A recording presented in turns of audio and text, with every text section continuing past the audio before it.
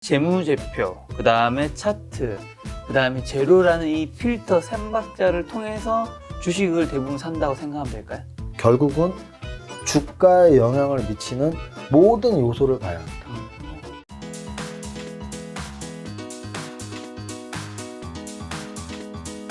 자, 세 번째 시간은 또 뭐 비슷한 타이틀이에요. 10초 만에 재무제표 보는 법. 앞 시간이 어떻게 보면 차트, 기술적 분석이라면 이번 시간은 이제 기본적 분석. 그렇죠. 네. 이게 이제 펀더멘털 어널리시스 같은 경우는 네. 숫자가 이제 예를 들어 이런 거죠. 양적 분석이 있고 질적 분석이 있어요. 네. 그 양적인 건 숫자잖아요. 네. 질적인 건 숫자로 나타낼 수 없는 거예요. 그렇죠. 그럼 숫자로 나타낸 건 재무제표예요. 네. 숫자로 나타내지 못하는 건 재무제표 이외예요. 사실 재무제표 이외를 우리가 재무제표 분석이라고 하진 않을 거 아니에요. 네. 그럼 재무제표 이외에는 재료 분석이라고 해도 무방해요. 그 회사에 탐방을 갔어? 그게 뭐 재무제표예요. 그 회사가 우리 앞으로 좋을 것 같아요. 뭐 신제품 개발했어요. 언제 나와요? 네. 이런 거는 사실은 재료 분석이라고요. 네. 증권사 리포트에서 뭐 어느 회사가 좋다고 말을 해요. 그건 사실 재료 분석이에요. 네. 좋은 재료가 나왔구나. 네. 근데 엄밀히 말해서 가치 분석, 좁은 범위의 가치 분석은 재무제표 분석이죠. 그럼 재무제표 분석은 저는 제가 좀 쉽게 말하면 네. 재무제표 분석 10초 만에 할 수 있어. 그러면 네가 재무제표를 뭘 알아? 뭐 또 이렇게 세무사예요. 저 세무사예요. 잘 압니다. 그 질문 하시는 분보다 훨씬 잘 알아요. 근데 잘 아는데 네. 제 말은 쉽게 설명드리고 싶은 거죠. 왜 걔가 왜 그 생각을 했냐면 너무 어렵게 생각해서 포기하는 분들이 많기 때문에. 그렇죠, 그렇죠. 그러니까 차트는 무시해서 안 보는 분들이 많아요. 네. 차트 못하러 봐. 근데 타이밍 못 잡고 막 아무 때나 막 샀다 팔다 하고 있고. 그러면 네. 무시하지 말고 융통성 갖고 일주일에 한 번만 봐라. 분명히 여러분들이 투자 수익에 도움이 될 것이다. 그 다음 재무제표는 열심히 하시는 분들이 있어요. 그분들 계속 하던 거 하시면 돼요. 네. 근데 어려워서 포기하신 분들이 있어요. 그분들에게 오늘 10초만 봐라. 네. 그러니까 10초만 보라는 얘기는 10초도 안 보고 사시는 분들 때문이에요. 네. 재무제표를 안 보고 사면 얼마나 큰 위험이 있어요. 네. 어떤 위험이 있나요? 아까 말한 제1차적인 위험은 유상증자, 무상금, 감자, 관리 종목, 상장 폐지 요 네 가지는 세트예요. 어느 단계에서 끝나냐가 중요한데 안 끝나고 시리즈로 끝까지 갈 수 있어. 네. 유상감자에서 끝나고 유상증자에서 끝나고 회사가 좋아질 수도 있지만 유상증자 했다가 더 안 되면 왜냐면 유상증자는 영업으로 돈을 못 버니까 주식 팔아서 돈 버는 게 유상증자란 말이에요. 그러니까 주식 팔아서도 네. 또 계속 안 돼 영업이. 그럼 그 다음엔 자본 잠식이 들어가니까 감자를 해야 돼요. 근데도 자본 감식을 못 벗어나면 관리 종목이 들어가요. 근데 영업 적자가 지속되면 상장 폐지가 돼요. 그러면 적어도 재무제표를 보면 네. 그것들을 다 이겨낼 수 있어요. 그 갑자기 궁금해진 게 세무사님은 직업이 세무사시니까 네. 좀 실력이 좀 쌓이고 난 약간 좀 뒤에는 상장 폐지 당한 종목은 없으시죠? 실력이 쌓인 정도가 아니고 네. 저는 처음부터 단 한 번도 상장 폐지 당한 당연하죠. 세무사였으니까 그때부터. 아니요. 저는 처음부터 세무사는 아니었으니까. 네. 세무사가 된 거는 주식으로 성공한 다음이니까. 네. 근데 다만 제가 여러 번 말씀드렸지만 저는 돈이 하나도 없을 때부터 네. 경영학 과목들 특히 회계학 회계. 이런 거 굉장히 공부를 좋아했고요. 그리고 또 하나는 주식 투자의 책들을 많이 읽으면서 이런 기본들 이런 정도만 보면 이걸 네. 피할 수 있구나. 그걸 이렇게 알고 있었기 때문에 그대로 다 피했죠. 저는 한번 지키려고 마음 먹는 건 지키거든요. 저는 자본 잠식 기업을 단 한 번도 산 적이 없고요.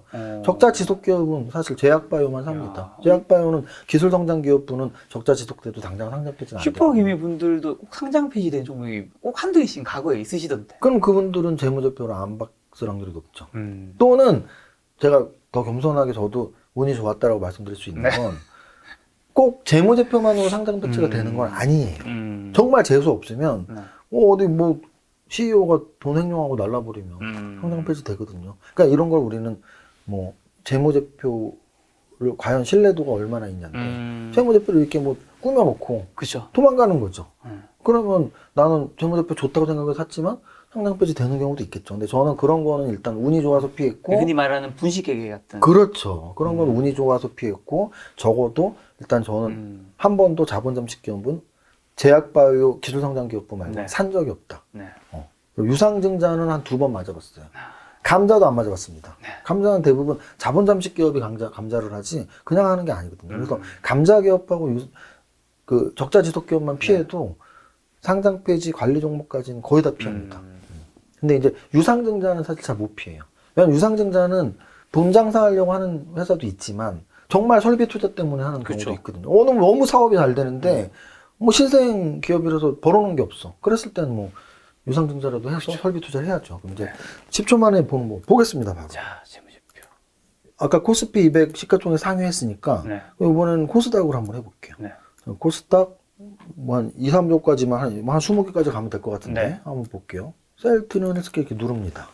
이거 뭐 증권사 프로그램마다 다 비슷비슷하니까 빨간 여기 간략 재무제표라고 하는데 네. 간략 재무제표 기준으로 말씀드리는 거예요. 왜냐하면 재무제표 포기하시는 분들이 다트 사이트 보면 머리 아픕니다. 다트 사이트에 어떤 요약이 안 되어 있기 때문에 뭐 페이지도 이만하고 네네. 뭐 어떤 숫자가 뭘 의미하는지 모르잖아요. 네. 그럼 제가 가르쳐 드릴게요. 이 숫자들만 봐라. 재무제표에서 우리가 파악하는 거 아까 말씀드린 적자 지속과 또는 자본 잠식은 상장 폐지나 주식 투자자들한테 이건 진짜 쓰레기야 이거지. 원래 재무제표를 보는 이유는 그게 아닌 다른 세 가지 때문이에요.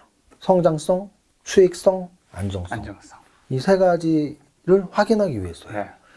성장성은 보통 매출액 증가율이나 이익 증가율로 봅니다. 네.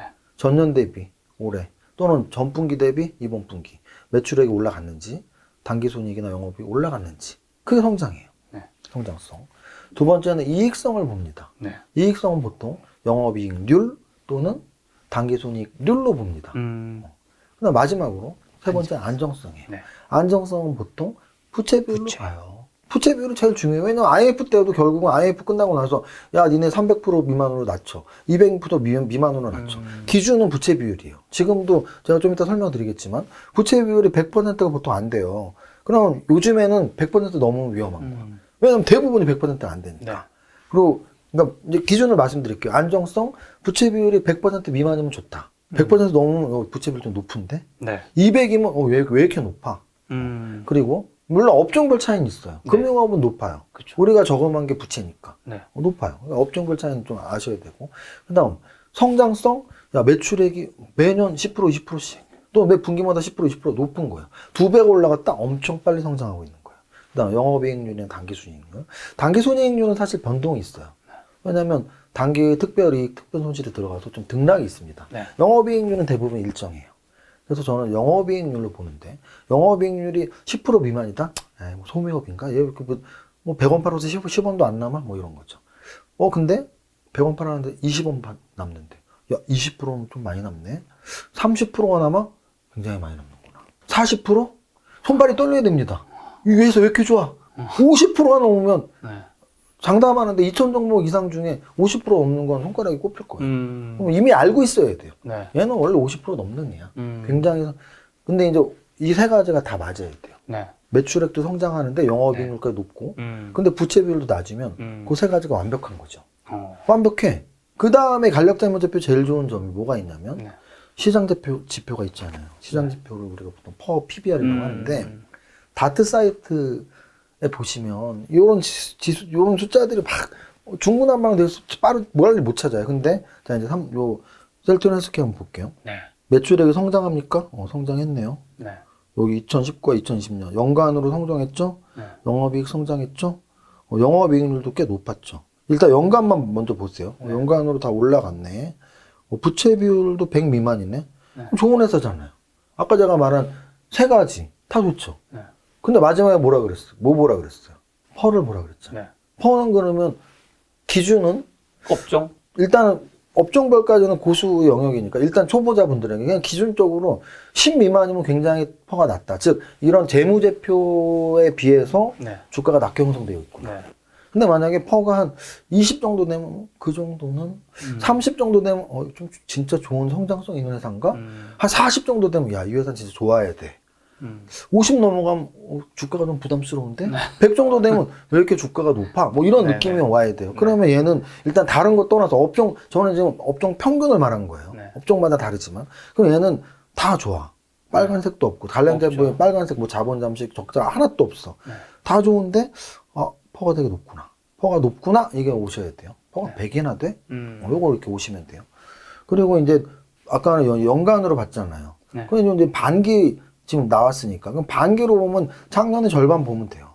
작년 절반으로 매출액도 절반, 영업이익이 좀 줄었겠네, 네. 당기순이익도 줄었겠네. 뭐 그렇게 보시면 돼요. 그러면 퍼는 좀 부담스럽네. 그러면 이게 아까 제가 차트도 삼성전자 제가 월간 차트 보면서 이거 10년 갖고 있으세요. 근데 네. 일간 차트로는 좀 부담스럽게 안 좋게 흘러내렸더라고 말씀드렸듯이 네.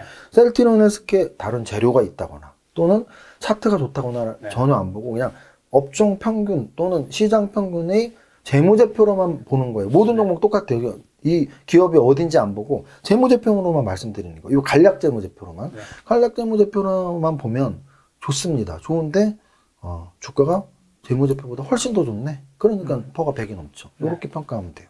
에코프로비엠은 이렇게 보시면 이게 이제 신규 상장된 지가 좀 요 정도 때였을 거예요. 그래서 이제 신규 상장된 지 얼마 안 돼서 요렇게 요게 나왔다고 보시면 되고, 근데 요랬을 때 연결이 아닌 개별로 이렇게 바꾸면 또 이렇게 나올 때가 있어요. 그러니까 이게 연결 재무제표가 기본 재무제표거든요. 네. 이거 10초 만에 본다고 해서 쉬운 줄 알았는데 네. 연결 얘기하면 어렵죠. 안 하겠습니다. 네. 안 할게요. 근데 연결이 기본이기 때문에 연결이 잘려 있는 애들이 있어요. 네. 지금 현재는 연결 재무제표가 있는데 네. 예전에 연결이 대상이 아니었던 거죠. 근데 개별로 하면 개별이 잘려 있으라는 건 거의 없어요. 신규 상장이 아니면. 그럼 이제 개별로 바꿔서 보면 얘는 매출액이 작년 연간 기준으로 올라갔죠. 올랐죠.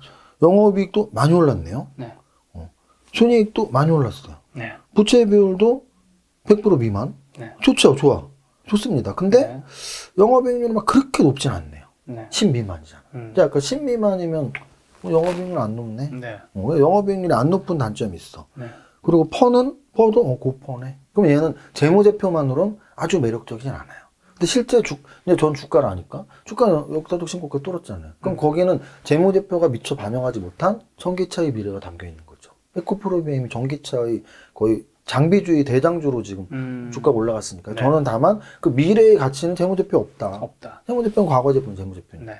과거 재무제표에서 우리가 적어도 1차적으로 볼 수 있는 것도 말씀드리는 거예요. 네.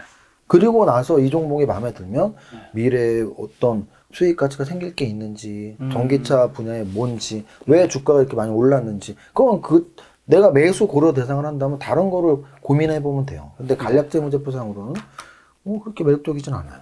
네. 셀트리온 제약은. 얘도 작년에 매출액, 영업이익률, 당기순이익 다 좋네요. 심지어는 올해 1분기도 이렇게 나쁘지도 않고 영업이익률 10% 나왔고 부채 비율도 100% 미만이고. 근데 퍼가 높지 않아요. 네. 그러면 얘도 미래의 성장성 이런 게 좋은가 보다. 네. 그래서 뭐 주가가 현재 재무제표 대비는 높게 형성되어 있다라고 보시면 돼요. 다 그런 거냐? 이제 밑에 보다 보면 얘는 또 이렇게 안 올랐어. 이런 것들이 분명히 있을 거예요. 네. 되게 좋은 회사인데 퍼가 막 10, 15 이런 것들이 눈에 띌 거예요. 그러니까 여러분들이 그렇게 딱 보고 얘는 시장 퍼가 생각보다 낮네. 그럼 다른 재료를 찾아봐야 돼요. 왜 낮은지. 근데 왜 낮은지 찾아봤는데 디스카운트 될 이유가 없어? 그런 걸 장기 투자하는 게 가치 투자예요. 그럼 펄어비스 보세요. 얘는 올해 2분기 마이너스인 게 일단 안 좋네요. 네. 근데 이제 연간으로 보면 매출액은 꾸준했고 얘는 뭐를 놀랐어야 되냐면 네. 야 2년 동안 영업이익률 30%대. 이게 게임주의 특성이에요. 게임주는 게임 개발만 잘하면 네. 그 이후에 추가적인 비용이 크게 나오지 않기 때문에 네. 이게 영업이익률이 30%짜리가 있어요. 영업이익률이 이제 높구나. 근데 저기 2021년 12가 저기 E가 전망치. 전망치죠, 거죠? 전망치. 근데 왜 11로까지 갑자기 굉장히 떨어진 것처럼 보이는데 영업이익률이. 영업이익률이 여기가 11? 적자가 났잖아요. 적자가 났으니까 떨어졌죠. 적자가 그것 났으니까. 때문에. 그러니까 이런 거는 사실은 10초 만에는 알 수 없지만 만약에 내가 이 종목이 정말 마음에 들어. 네. 만약에. 근데 이게 적자가 났어. 요거는 다트 사이트 가서 네. 왜 2분기에 이런 적자가 났는지 주석이나 이런 걸 볼 줄 알아야 돼. 일시적으로 왜 났지? 이게 이익 잘 나던 회사가 뭔가 이유가 있을 겁니다. 뭔가 뭐 상각을 어떻게 했다든지 아니면 뭐 특별 손실이 반영됐다든지 아니면 신제품 개발을 해서 마케팅 비용 많이 썼다든지 네. 분명히 전기와 다른 어딘가에 요인이 있을 거예요. 그거는 다트 사이트에서 보셔야 되는데 초보자한테 그것까지 보라 그러면 나 재무제표 안 볼래 네. 하고 포기한단 말이에요. 포기하지 마시고 적어도 정말 나쁜 종목을 거르는 방법 또 성장성, 수익성, 안정성을 간단하게 보고 퍼와 비교하는 방법 정도는 보시라 이거예요. 네. 그럼 얘는 뭐 영업이익 높은 건 장점. 네. 근데 그렇다고 막 퍼가 막 굉장히 작년까지 좋았는데, 그러니까 얘는 작년 연간 기준으로까지는 좋았어. 퍼도 낮았잖아요. 영업이익률 30%. 네. 올해 요 2분기의 실적을 다트스타에서 볼 필요가 있습니다. 왜 저렇게 나왔는지. 카카오 게임즈는 신규 상장이니까 거의 없었고, 있네. 자, 그럼 카카오 게임즈는 19에서 20으로 다 올라갔네요. 네. 그렇죠? 다 올라갔어요. 그리고 올해 1분기도 뭐 나쁘지도 않고. 네. 그럼 요 정도면은 그냥 무난한 거예요. 근데 퍼가 한 3, 40이잖아요. 네. 퍼가 3, 40이면 조금 적당하게 좀 높은. 막 100이 넘진 않지만, 한 네. 30, 40이 적당하게 성장성이 있나? 네. 요 정도 보시면 돼요. 자, HLB는 이제 제가 다시 한번 말씀드리지만 HLB 주주님들이 절대 오해하시면 안 돼요. 저는 지금 이 재무제표만 보고 말씀드렸잖아요. 그렇죠. 이게 어느 종목이냐가 상관이 있는 게 아니고 네. 얘는 영업 적자네? 응? 영업 적자가 계속 나고 있어. 네. 그러면 아까 제가 말한 별로 매수를 해서는 안 되는 종목이에요. 이것만 봤어. 그래서 제가 제약바이오는 예외라고 말씀드린 게 다른 재료 가치가 워낙 반영이 많이 되니까 올라갈 수도 있어요. 하지만 재무제표로만 관점으로 본다면 뭐 이런 종목을 볼 필요도 없죠. 분석할 필요도 없어요. 그냥 적자가 지속된 건 퍼도 없고 아무것도 없거든요. 적자는 퍼가 제로예요. 이익이 나야지 퍼 숫자가 있거든요. 그러니까 퍼도 제로고 뭐 볼 게 없어요. 적자 지속 기업 끝. 네. 왜냐면 안 살 거니까. 적자 지속 기업이랑 자본 잠식 기업은 아까 말했지만 만약에 내가 제약바이오를 너무 좋아하고 엔터주를 좋아하고 게임주를 좋아하는데 적자 지속이다. 그럼 뭐 재료도 좀 보고 뭐 리포트도 좀 보시면 되는데 아, 나 그 정도로 안 좋아하고 나 그냥 적자 지속 있는 건 안 사고 싶어. 그럼 그냥 바로 닫아야죠. 안 살 거니까 어차피. 시간 낭비하시면 안 되잖아요. SK 머티리얼즈는 일단은 19에서 20으로 넘어갈 때 매출액이 많이 올랐네. 네. 영업이익도 올랐네. 근데 이때 이제 좀 짜릿해야 돼. 왜? 야, 이렇게 매출액이 성장했는데 영업이익도 근데 또 영업이익은 떨어졌다라는 개념보단 이 절대적인 수치. 왜냐하면 이익성을 보는 거니까. 네. 성장성은 이미 매출액의 성장과 뭐 이런 거에서 봤고 이익성만은 보면 24, 27 아까 말했던 굉장히 높은 영업이익률이 이 숫자 자체가 굉장히 높은 거라는 거죠. 네네네. 왜냐하면 지금까지 본 것 중에 매출액도 성장하면서 영업이익률이 20 이상인 게 없었거든요. 네. 그럼 지금까지 본 재무제표 중엔 얘가 제일 좋아요. 지금 여기까지. 근데 이제 부채 비율은 여기서부터 걸렸잖아. 부채 비율이 암산으로 바로 나오죠. 자본분의 부채니까 300%. 엄청 높아, 엄청 높아. 네. 그럼 그러면 이제 또 재무제표 좀 더 볼 줄 알면 역시 찾아가야죠. 찾아가서 도대체 얘네는 뭐 장치 산업이야? 네. 왜 이렇게 높은 거야 부채 비율이? 단기 부채가 높으면 위험한 거고 어떤 부채가 높은 건지 찾아가시면 돼요. 근데 어쨌든 간략 재무제표상으로는 얘도 네. 걸렸다. 부채 비율이 높다. 간략하게 봤을 땐 그렇다는 거예요. 아니면 보유 종목 분들이 오해하실까 봐. 우리 종목 좋은데 왜냐하면 보유 종목인 분들은 저보다 훨씬 자세히 알겠죠. 저는 지금 딱 여기만 보고 하는 그렇죠. 거니까. 자, 그래서 부채 비율이 높은 거 나쁘고 근데 퍼는 뭐 요 정도 20 요 정도 괜찮아. 그럼 얘는 딱 단점 하나 있는 거예요. 부채 비율이 높은 거. 그럼 그걸 찾아봐라. 네. 그다음 LNF. LNF는 이게 이제 제가 주가 3박자를 외치는 이유입니다. LNF는 문 닫아야 돼요. 그러니까 회사 문 닫아야 되는 게 아니고 요 재무제표 요 표를 문을 닫아야 돼요. 왜? 네. 재무제표 보면 이게 뭐 하는 회사냐고. 근데 LNF가 올해 가장 많이 오른 종목 중에 하나예요. 그렇죠. 왜? 2차 전지니까. 그러니까 2차 전지에 대한 미래 성장성, 뭘 만드는 회사야, 사업의 개요는 뭐야, 이런 것들을 같이 보고 종합 판단을 하면 점수를 줄 수는 있어도 재무제표만으로는 볼 필요 없다. 알테오젠 뭐 볼 필요 없죠. 네. 제약바이오니까. 네. 시젠, 자 시젠 보세요. 시젠 중요하게 말씀드릴게요. 와. 이게 성장성이 엄청난 거죠. 와. 2019에서 2010배. 영업이익률이 30배. 영업이익률 60이잖아요. 이건 뭐냐면 만들기만 하면 팔렸다는 얘기죠. 시즌이 뭐 하는 회사예요? 진단키트잖아요. 네. 그래서 그런 상담을 굉장히 많이 받았습니다. 작년 연말쯤에, 작년 가을쯤에. 시즌은 이렇게 실적이 좋고 10배가 났는데 작년 연말쯤에 네. 이렇게 좋은 회사인데 주가가 떨어지고 있었거든요. 네. 주가가 왜 떨어지나요? 그래서 제가 재무제표만 보는 게 아니라고 말씀드리는 거예요. 왜냐? 이렇게 좋은데 아까 말했던 LNF는 재무제표가 안 좋은데 네. 모르는 거 2차 전지 성장성이라고 그랬잖아요. 그럼 시제는 진단키트의 성장성인데 지금은 우리 모두가 코로나 치료제와 코로나 백신을 바라보고 있으니까 더 이상 진단키트가 앞으로 계속 올라갈 거야, 이 실적이 계속 좋아질 거야라는 생각 안 하고 있는 거죠. 사람들이. 그렇죠. 사람들이 기대감이에요, 미래는. 근데 시제의 진단키트는 야 벌써 피크 찍었지 뭐 얼마나 사람들이 계속 진단을 하겠어. 이제 뭐 백신 먹고 치료제 맞을 건데 뭐 이런 거예요. 그래서 재무제표는 그냥 재무제표는 뭐 퍼펙트다. 영업이익률이 60%고 뭐 성장률이 1000%가 났고 부채비율은 100% 미만이고 퍼를 보세요. 퍼 막 10 미만이야. 그런데 이거는 과거의 재무제표 숫자는 이런데 네. 앞으로 재무제표는 딱 1년, 2년짜리 장사였지. 뭐 10년 후에도 이렇게 팔리겠어? 재무제표만 보고 투자한 거는 좀 위험할 수도 있다. 그래서 제가 늘 삼박자로. 삼박자. 그러면 얘는 재무제표는 좋지만 다른 거 읽어냈더라면 아 진단키트는 치료제랑 백신한테 점점 밀리네 네. 라는 거 읽을 수 있는 거죠. 그 다음 일단 CJENM은 요때가 아마 합병 뭐 관련해서 이런 실적이 나왔을 확률이 높고 네. 여기 이제 요렇게 2019년 20년 연간으로 보면 뭐 계속 유지하는 정도 영업이익률 한 8 뭐 유지 정도 네. 순이익은 오히려 반토막 나고 부채비는 100 미만 퍼도 뭐 30 이상 걸려서 아이 뭐 이게 뭐 대단한 회사도 아니네. 매력적인 것 같진 않네. 매력적이지 않네. 요것만 봤을 때는. 그리고 이제 그나마 올해 상반기 실적은 작년보다는 좀 좋아졌네.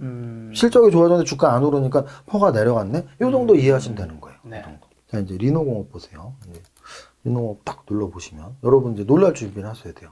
아 진짜 좋은 회사가 뭔지. 자 2019에서 2020으로 매출액이 증가합니다. 네. 영업이익이 증가해요. 네. 야 영업이익률이 37, 38, 40 영업이익률의 평균값이 38이면 여태까지 본 영업이익률이 제일 높아요. 네. 영업이익률이 높은데 성장도 했어. 네. 그리고 부채도 거의 부채는 33분의 6이니까 네.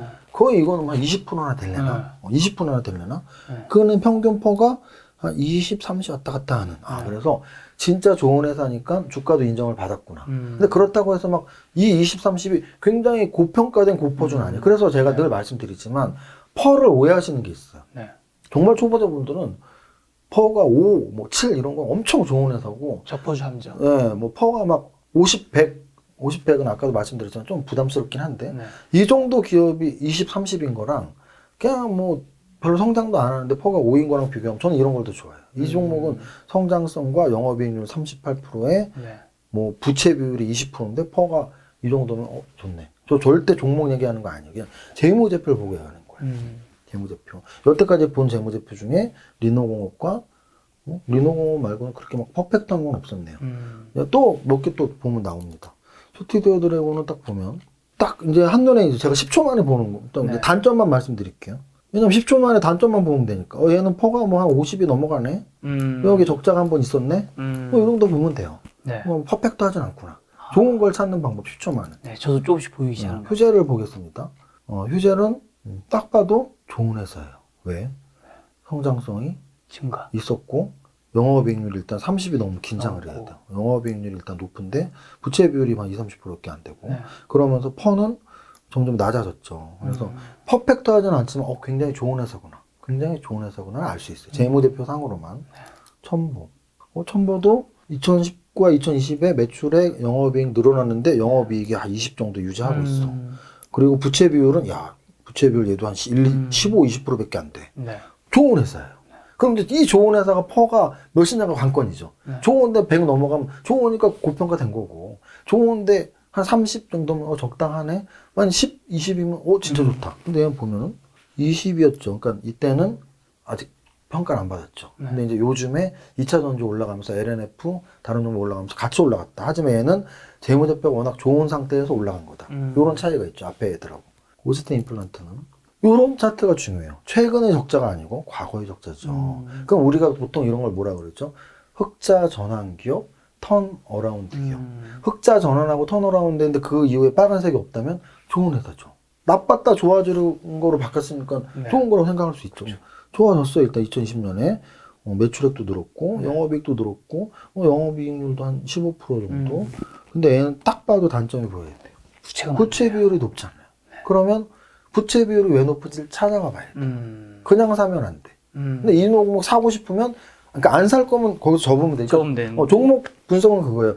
일단 스크리닝을 막 해야 돼. 아까 필터하는 느낌이에요. 그렇죠. 계속해서. 스크리닝, 필터링 같은 개념이죠. 그래서 네. 아까 차트도 빨리 보다가 이 차트 진짜 좋다. 네. 그러면 재무제표도 보고 재료도 보고 또 재무제표 간략 좀 막 보다가 얘 진짜 좋은데? 네. 근데 뭔가 단점이 하나 있어? 찾아가 보시면 돼요. 다트 사이트 들어가서. 얘는 그냥 적당히 좋은데 부채비 왜 이렇게 높지? 그거 찾으시면 돼요. 네. 그 다음 원희가 EPS. 얘는 2020년 요때 왜 적자가 났는지 요것도 분명히 뭔가 이유가 있을 거예요. 그걸 찾아가셔야 돼요. 그걸 찾아가시고 요거가 해결되면 얘는 좋은 회사예요. 매출액이 증가 계속했고 심지어 올해 1, 2분기 상반기도 증가했어. 작년에 반 이상이죠. 영업이익도 작년에 반 훨씬 이상이죠. 네. 당기순이익은 심지어 작년을 넘어섰잖아요. 그럼 얘는 올해 상반기 쪽 너무 좋은 거야. 작년에 요게 왜 안 좋았었는지 그리고 올해 상반기 때 왜 좋아졌는지를 보면 확인해 봐서 타당해. 굉장히 좋은 회사예요. 네. 거기다가 부채 비율 100% 미만 네. 거기에 더 좋은 건 포도- 퍼가 10까지 내려와 있어. 네.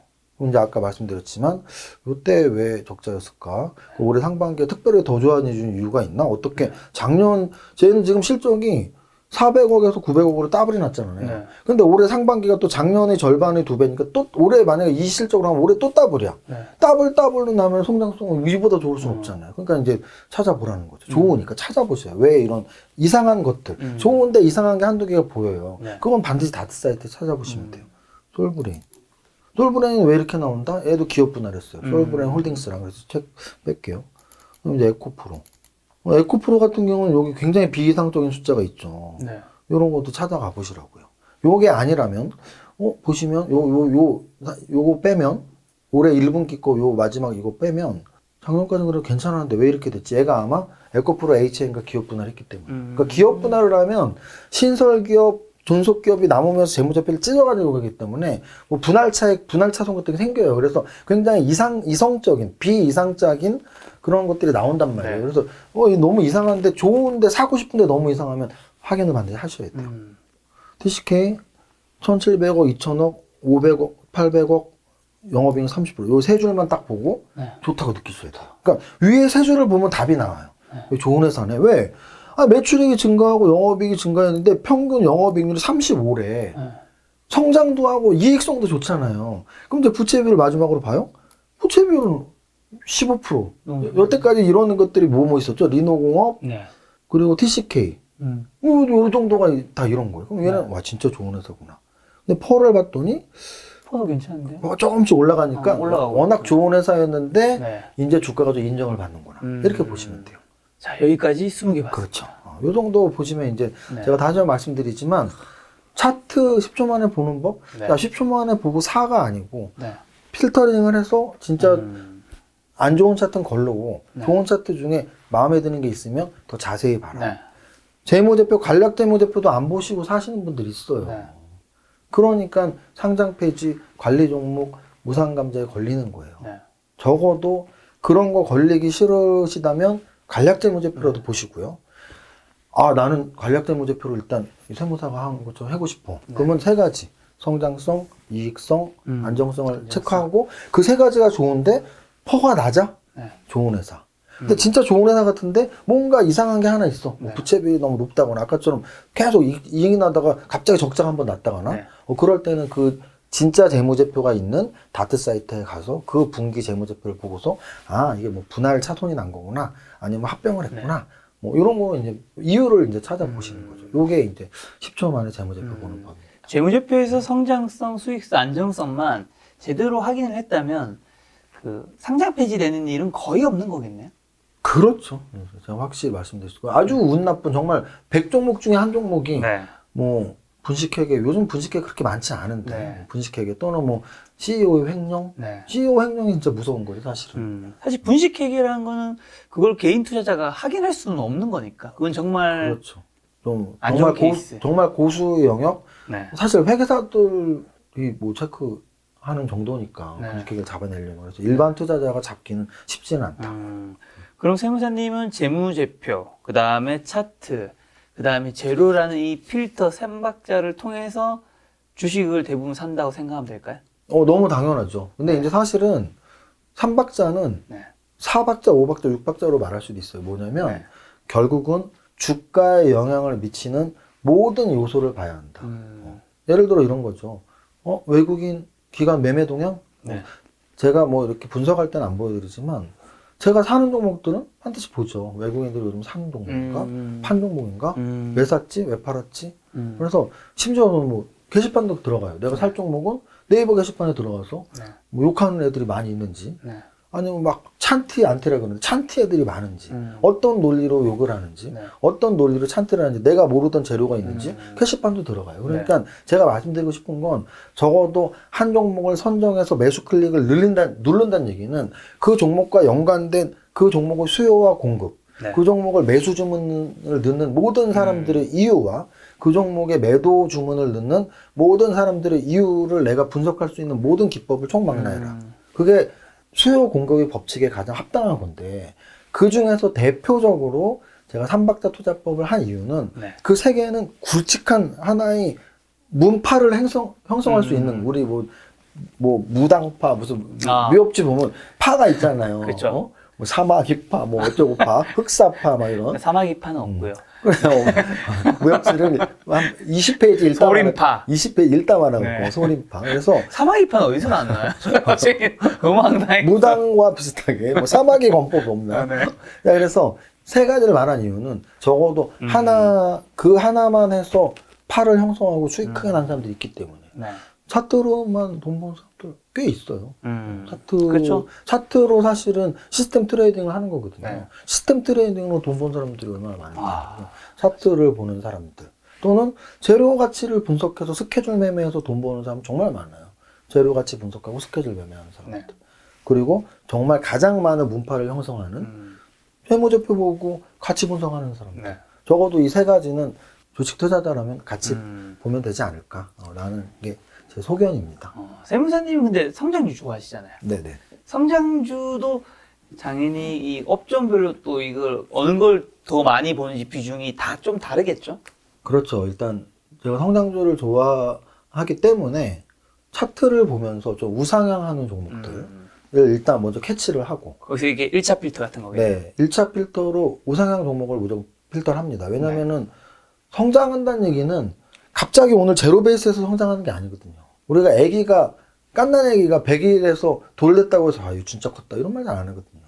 적어도 초중고 정도 봤을 때 네. 야, 얘는 1년에 5cm씩 끄네? 네.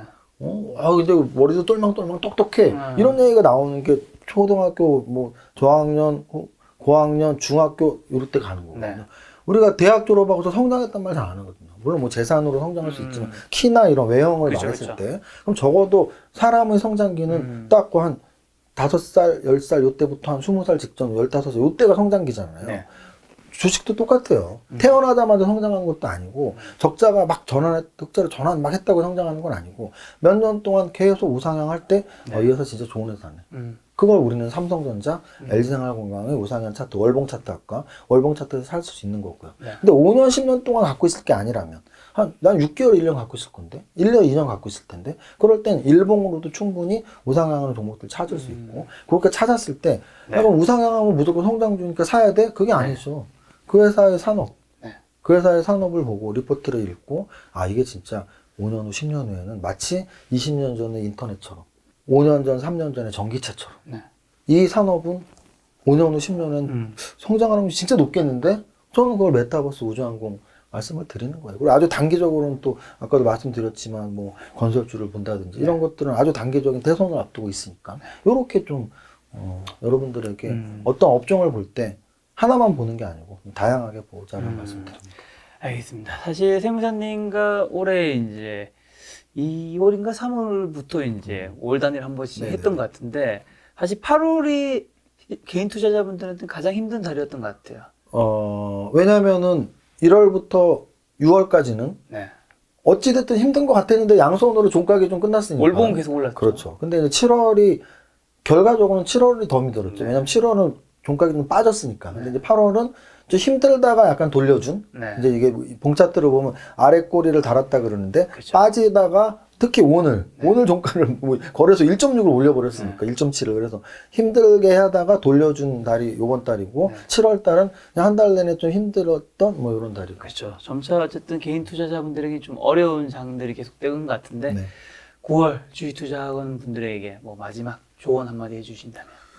늘 말씀드리지만 저는 가장 요즘에 들어온 분들이 제일 걱정돼요. 제 지인 중에도 한 분이 2주 전에 톡이 왔어요. 이제 주식한다고. 여태까지 안 하다가 왜 하는지 몰라. 그래서 물론 언제든지 하면 좋지만 언제든지 하면 준비된 자가. 근데 제가 보니까 준비도 잘 안 된 것 같아. 옆에서 누가 사라 그래서 산 것 같아.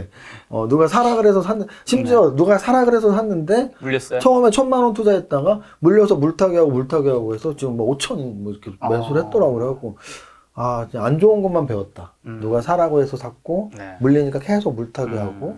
근데 이제 결국은 저는 준비성이라고 봐요. 그래서 뭐 언제 내가 주식 투자를 시작했냐도 중요하지만 계속 유비무환의 정신으로 어차피 평생 할 거라면, 그러니까 저금리 시대죠. 저금리 시대, 100세 시대. 이 두 가지 때문에 우리는 재테크는 무조건 평생 해야 되고, 네. 특히 재테크는 뭐 부동산과 주식이 양대 산맥이니까 네. 주식을 좀 안 할 수가 없는 시대에 살고 있습니다. 그래서 네. 어차피 할 거라면 공부 열심히 하시고, 오늘 네. 제 방송에서 적어도 팁을 얻으셔서 네. 재무제표를 한 번도 안 봤다면 진짜 간략 재무제표라도 제발 봐라. 네. 그리고 그게 다가 절대 아니고 뭔가 이상하면 다트 사이트 한번 찾아가 보는 노력. 네. 그리고 차트 한 번도 안 봤다면 이렇게 꿍하게 야, 차트 보면 뭐해. 이런 진짜 이런 소리 하지 마시고 네. 차트 한번 봐보세요. 일주일만 봐보세요. 일주일만 이게 코스피 200의 시가총액 한 20위 정도까지만 매일 보면 네. 이런 업종이 좀 흔들리네. 이런 업종이 좋네. 업종 내 탑픽이 뭐네가 보이기 시작할 겁니다. 네. 알겠습니다. 자, 저희가 또 다음 달에 뵙는 건 아마 추석 지나고 올 것 같아요. 추석 인사 그때는 이미 지났을 것 같아서 짧게만 부탁드릴게요. 네, 뭐 추석 인사는 늘 더도 말고 덜도 말고 뭐 한가위만 같다라고 말하는데 정말 풍성한 보름달처럼 여러분들이 계좌가 언제까지 계속 발전하고 성장하길 바라겠습니다. 알겠습니다. 오늘 만남의 손님은 슈퍼개미 이정윤 세무사님이었습니다. 지금까지 여러분 소중한 시간 함께 해주셔서 정말 감사합니다. 오늘도 김 작가였습니다. 고생 많으셨습니다. 네, 감사합니다.